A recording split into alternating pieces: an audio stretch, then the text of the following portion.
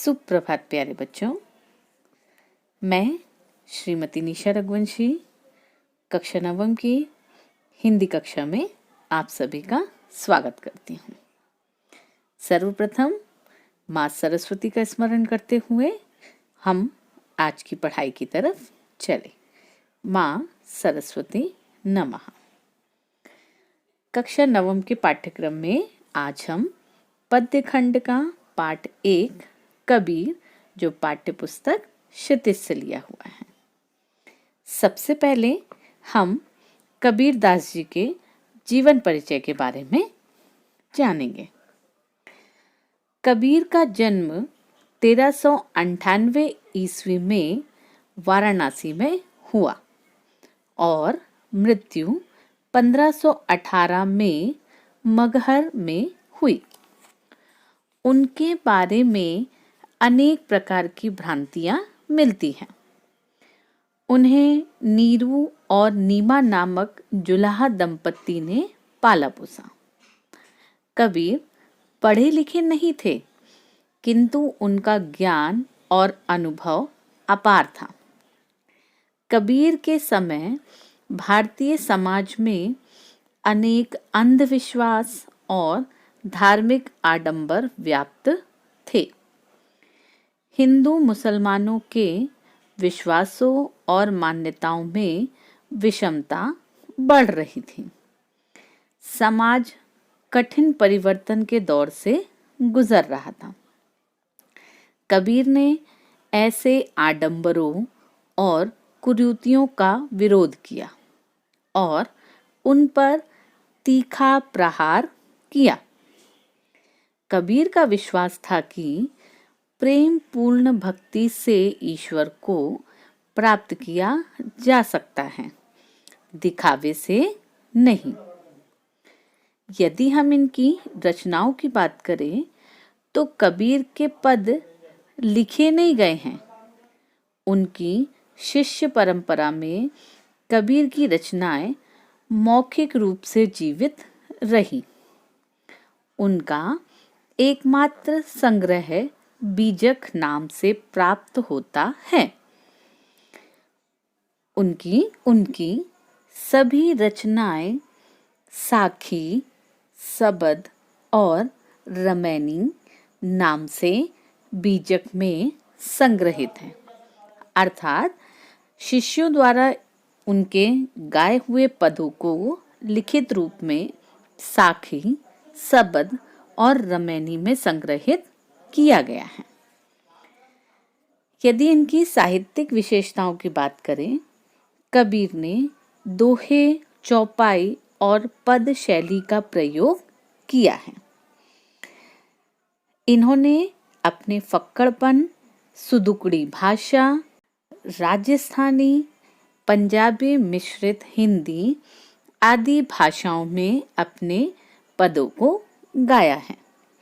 आचार्य रामचंद्र शुक्ल ने उनकी भाषा को सुदुकड़ी भाषा कहा है, अर्थात सभी भाषाओं का मिला जुला स्वरूप।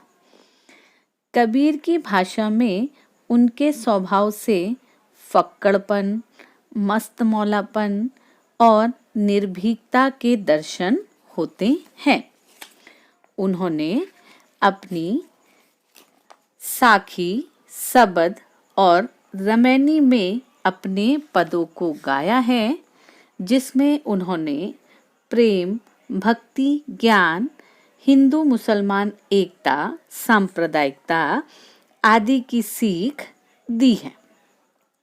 आइए उनके दोहों का अर्थ जानें। साखियां से लिए गए जो 7 दोहे हैं, उन्हें हम एक एक करके देखेंगे। साखियां से लिया गया पहला दोहा है, मान सरोवर सुभर जल, हंसा केली करही, मुक्ता फल मुक्ता चुगे, अब उड़ी अनंत ना जाही।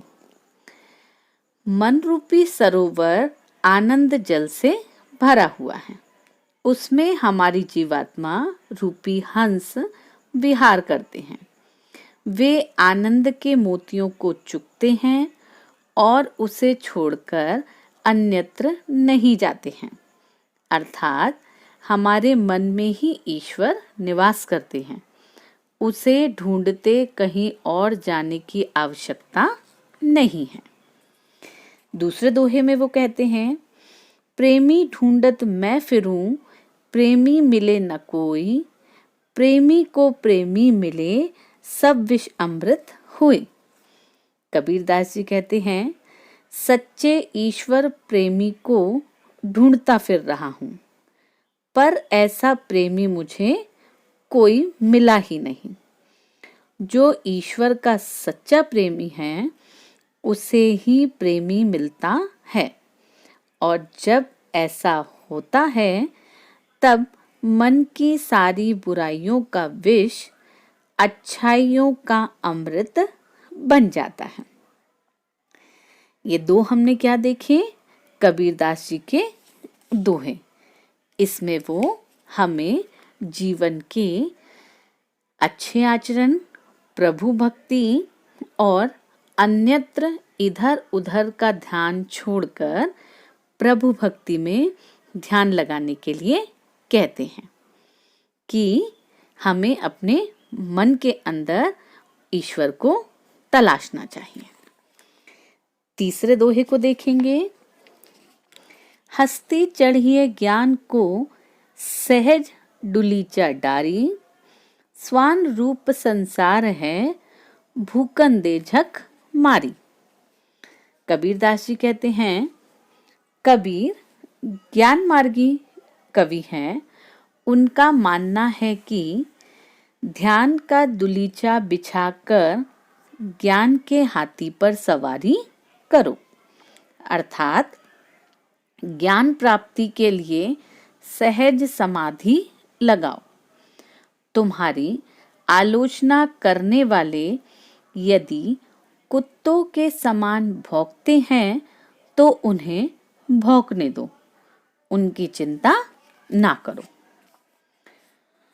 चौथे दोहे को देखेंगे, पाखा पाखी के करने सब जग रहा भुलान, निरपक होई के हरि भजे सोई संत सुजान। इसमें कबीरदास जी कहते हैं कि किसी न किसी संप्रदाय के समर्थन में या उसका विरोध करने में ही सब लगे हुए हैं। यह उनकी भूल है। वास्तविक ज्ञानी या सज्जन तो वह है जो संप्रदायों से ऊपर उठकर निष्पक्ष होकर ईश्वर का भजन करते हैं। इन दोनों दोहों में वो हमें क्या कह रहे हैं? ईश्वर को पाने के लिए भेदभाव से ऊपर उठने की आवश्यकता है।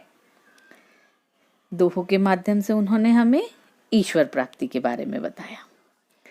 इसके पश्चात 5वां, 6वां और 7वां दोहा, हिंदू मुआ राम कही मुसलमान खुदाई, कहे कबीर सो जीवता जो देहू के निकट जाई।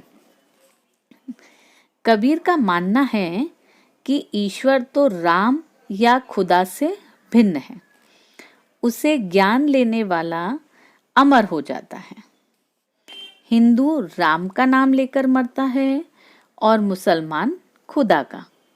जो दोनों संप्रदायों की मान्यताओं के निकट ना जाकर भगवान की आराधना करता है, वही व्यक्ति जीवित है।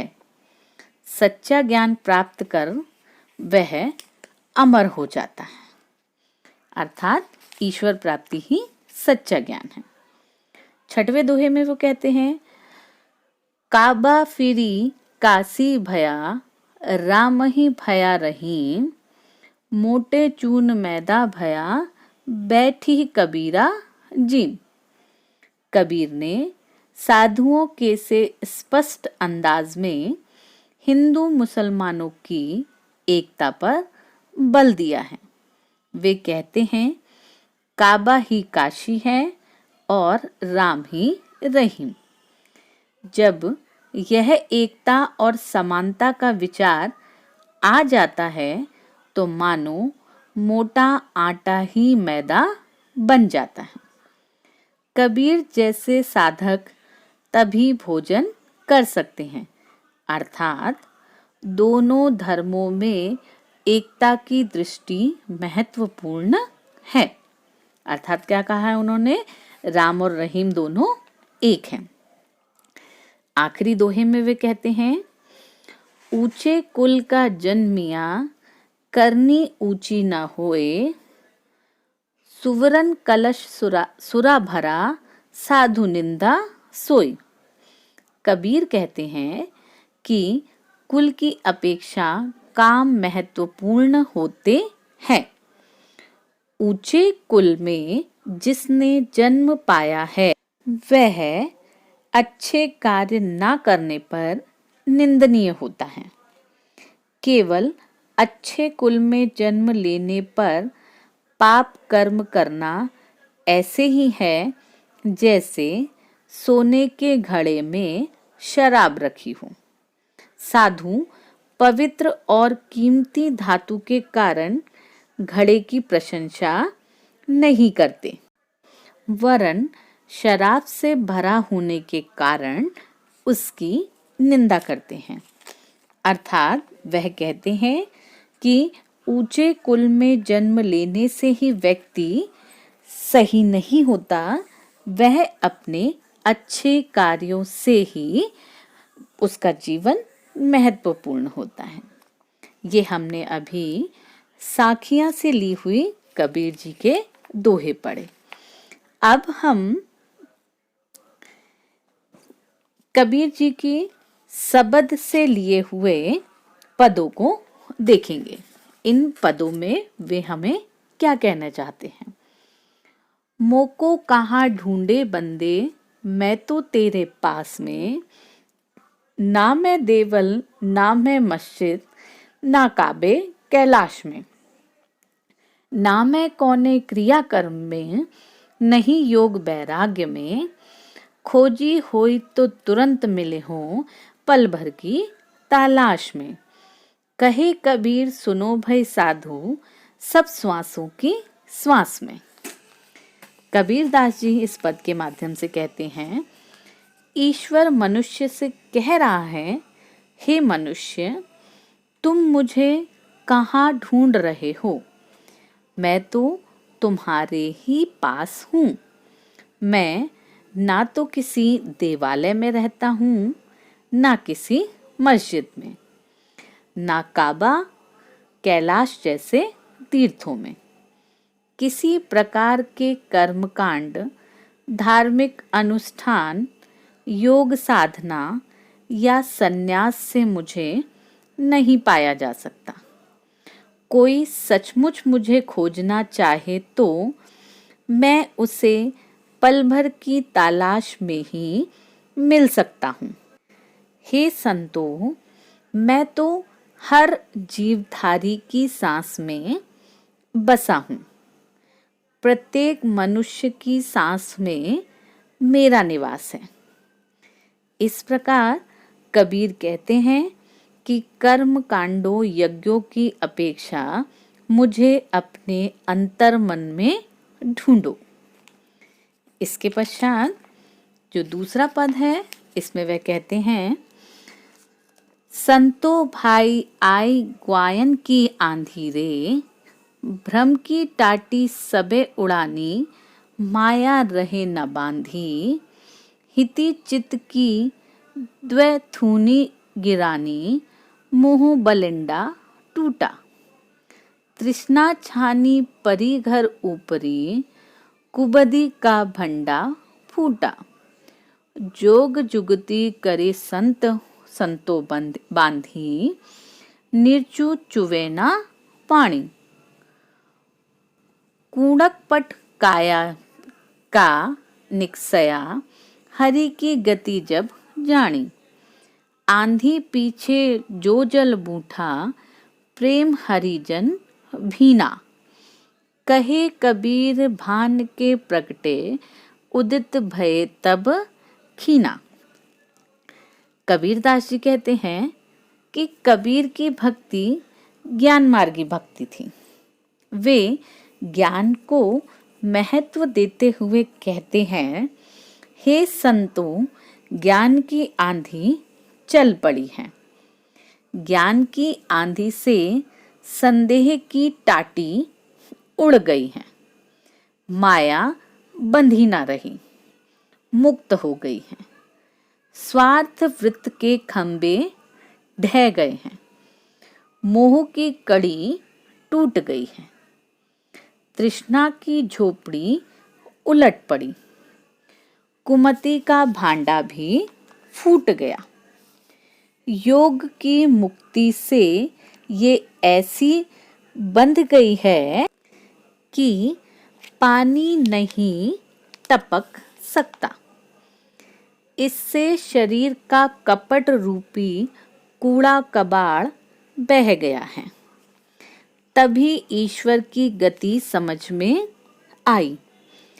आंधी आने के बाद जो जल मिला, उसी प्रेम में ईश्वर भक्त भीगा हुआ है। ज्ञान रूपी सूर्य के उगने पर अज्ञान का अंधकार नष्ट हो गया है। इस प्रकार उन्होंने ज्ञान की आंधी के बाद शरीर निर्मल हो जाने की बात कही है। प्रेम की वर्षा में भक्त नहा उठा है और अज्ञान रूपी अंधकार से बाहर आ चुका है। इस प्रकार यहाँ पर साखियाँ और सबद पद्य शैली में हमने कबीरदास जी के दोहे और सबद से उनके 2 पदों को जाना, जिसमें उन्होंने ईश्वर भक्ति के विषय में हमें ज्ञान दिया है। कबीरदास जी मूर्ति पूजा का खंडन करते थे। वे चाहते थे कि मानव हृदय में ईश्वर की सत्ता को पहचाने और प्राणी मात्र से प्रेम करें। इस प्रकार के ज्ञानवर्धक दोहों से हमने आज कबीरदास जी के विषय में जाना। आशा करती हूँ आपको कबीर के दोहे और उनके पदों का अर्थ समझ आया हो। ध्यानपूर्वक कॉपी में नोट करेंगे एवं उन्हें पढ़ेंगे। घर पर सुरक्षित रहते हुए अपने अध्यापन को सुचारू रखिएगा। धन्यवाद। जय हिंद।